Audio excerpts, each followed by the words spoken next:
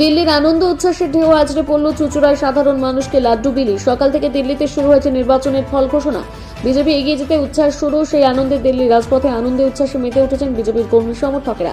বাদ নেই পশ্চিমবঙ্গ, হুগলি জেলার সদর শহর চুঁচুড়া ঘড়ির মোড়। বিজেপির হুগলির সাংগঠনিক জেলার কর্মী সমর্থকেরা আনন্দ উচ্ছ্বাসে মেতে উঠল। মোদির মুখোশ পরে আবির খেলে সাধারণ মানুষকে লাড্ডু বিলি করালেন তারা।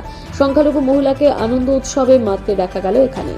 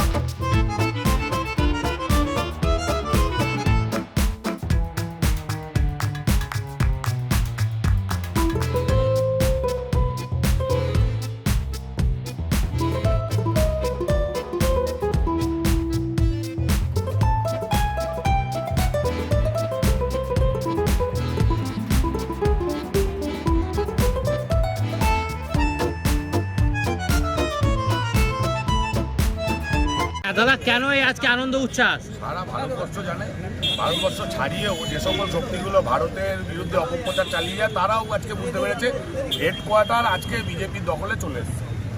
সুতরাং তার যে এই উচ্ছ্বাস, সেই উচ্ছ্বাস তো বাংলাতেও হবে, সেটাই স্বাভাবিক। আজকে চুঁচুড়াতেও সেই উচ্ছ্বাসে সকল বিজেপি কার্যকর্তা, পথ চলতি মানুষ সকলেই সামিল হয়ে গেছে। সুতরাং যার কারণে আজকে আমরা রাস্তায় বেরিয়েছি। দিল্লি আমাদের অনেক দিনের স্বপ্ন ছিল, দখল হয়ে গেছে আজকে। কিন্তু এখনো পর্যন্ত তো রেজাল্ট সম্পূর্ণ হয়নি। রেজাল্ট সম্পূর্ণ হয়নি, কিন্তু আমরা কনফিডেন্স অনেক আগে থেকেই ছিলাম।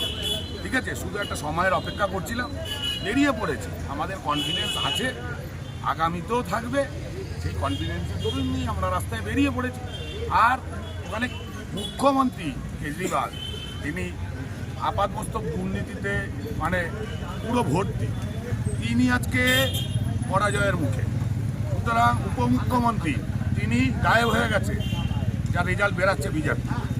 সুতরাং পশ্চিমবাংলায় শুধু সময়ের অপেক্ষা। দিল্লি থেকে ট্রেন ছেড়ে দিয়েছে। ভিক্ষের সরকার কোনো জায়গায় চলে না, দিল্লি আজকে বুঝিয়ে দিল। পশ্চিমবাংলায়ও চাইছে প্রতিনিয়ত ভিক্ষে দিয়ে দিয়ে দিয়ে নিজের সরকার টিকিয়ে রাখবে। সুতরাং এটা আগামী দিনে হবে না। পশ্চিমবাংলাকে সেই বার্তা দিল্লি আজকে দিয়ে দিল। আগামী লক্ষ্য কি পশ্চিমবঙ্গ? কিন্তু দিল্লি থেকে ট্রেন বেরিয়ে গেছে।